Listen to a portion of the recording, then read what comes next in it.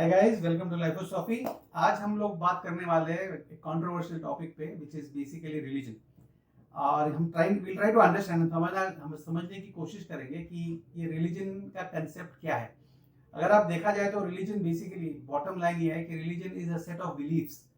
कोई चीज़ों पे आप विश्वास करते हो and based on that there are certain rituals, और वो बिलीफ के ऊपर आप कोई रिचुअल्स फॉलो करते हो as a part of your daily life. So basically if you look at it, religion as you know कि ये एक्चुअली मैन मेड है, बिकॉज ह्यूमंस ने ये रिलीजन का इन्वेंशन किया है। ये डिस्कवर नहीं हुआ है, इन्वेंशन किया हुआ है, where they have invented it, everybody has thought on their own lines. और इसका बेसिक रिक्वायरमेंट अगर आप देखें तो रिलीजन का रिक्वायरमेंट समाज को एक साथ करने के लिए बहुत ज्यादा होता है। रिलीजन का बेसिक बॉटम लाइन वही है कि आप समाज को एक तरह से जोड़े, जिसके कारण, और उनको एक प्रिंसिपल्स पे जोड़े जिसके कारण वो इस तरह से काम करने लगे सो दैट दे वो समाज के उद्धार के लिए काम करे, और उसमें एज वो समाज का उद्धार हो रहा है उनका अपना खुद का एक उद्धार होता जाए। और ये मोस्टली इसके सोशल और फाइनेंशियल और अदर एप्लीकेशन होते हैं, नीड्स होती है सोशियोलॉजी के पॉइंट ऑफ व्यू से।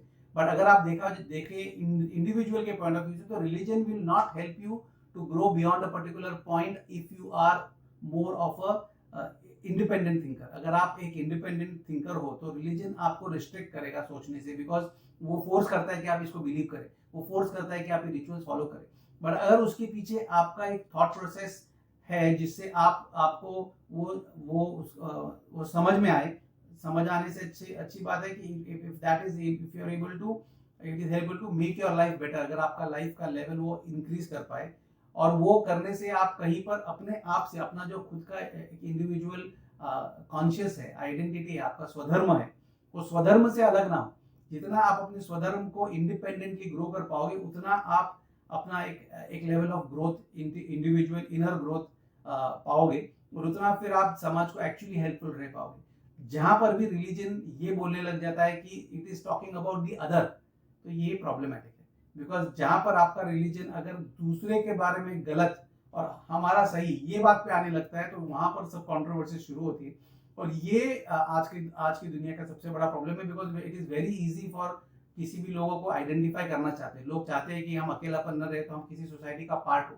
और वो सोसाइटी का पार्ट होने के लिए अगर आपको कहा जाता है कि ये आपको करना है, उसमें रूल्स फॉलो करना है, is a different story. Anything which is linked with you and your own self चलता है। बट उसमें अगर कहा जाए कि आपको उसको हिट करना है, उसको किल करना है, उसको मारना है, या उसको कैसे भी करके दुख पहुंचाना है, नेगेटिव एस्पेक्ट जब भी किसी रिलीजन में आ जाता है, तो that is not healthy for you as an individual and the society as a whole.